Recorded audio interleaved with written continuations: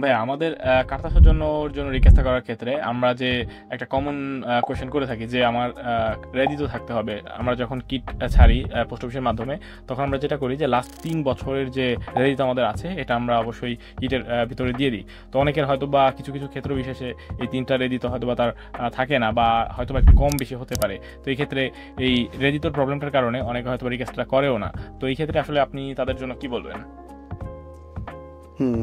ঠিক আছে, প্রশ্ন ঠিক আছে, প্রশ্নটা কমন প্রশ্ন, আমরা সবাই জানি যে মিলানে আসলে এরকম অনেক প্রশ্ন আমরা দেখি এবং উত্তর দিতে হয় এইভাবে। যে আমরা প্রথম যে কথাটা বলি, একদম প্রথম কথা হচ্ছে এই, ভাই আপনি যাকে সামনে পেয়েছেন তার উপর অনেক কিছু নিয়ম চেঞ্জ হয়ে যায়। কি কি ত্রবি দাবান্তি আত্মে, এই সবচেয়ে প্রথম কথা। কারণ পুলিশ চাইলে নিয়ম তৈরি করতে পারে, তবে অ্যাকচুয়াল যে নিয়ম সেটা হচ্ছে কার্তা সৌজন্যর শর্ত হচ্ছে 5 বছর আমার পেরমেসোটা হয়েছে কিনা। হ্যাঁ, 5 বছর আমি কার্তা সৌজন্যর জন্য ফিট হয়ে গেলাম। নাম্বার 2, আমার ল্যাঙ্গুয়েজ সার্টিফিকেটটা আছে কিনা। আচ্ছা। ওকে, একটা কাজ আছে কিনা। ওকে। এবং পেছনের বছরগুলোতে আমার আসলে তো কাজ থাকা দরকার ছিল, আমি কাজ করেছি।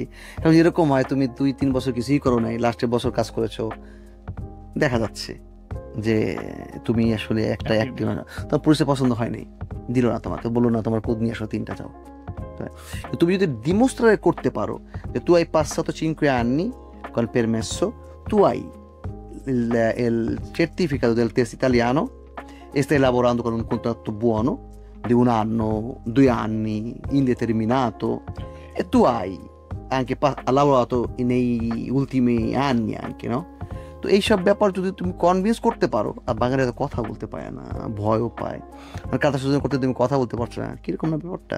তো জন্য যদি কনভিন্স করতে পারো, আমার মনে হয় না প্রবলেম হবে। শর্ত না 3টা কুত, কিন্তু অনেক ক্ষেত্রে শর্ত হয়ে দাঁড়ায়। আশা করি বুঝতে পেরেছো তুমি। জি, অবশ্যই। ধন্যবাদ আপনাকে।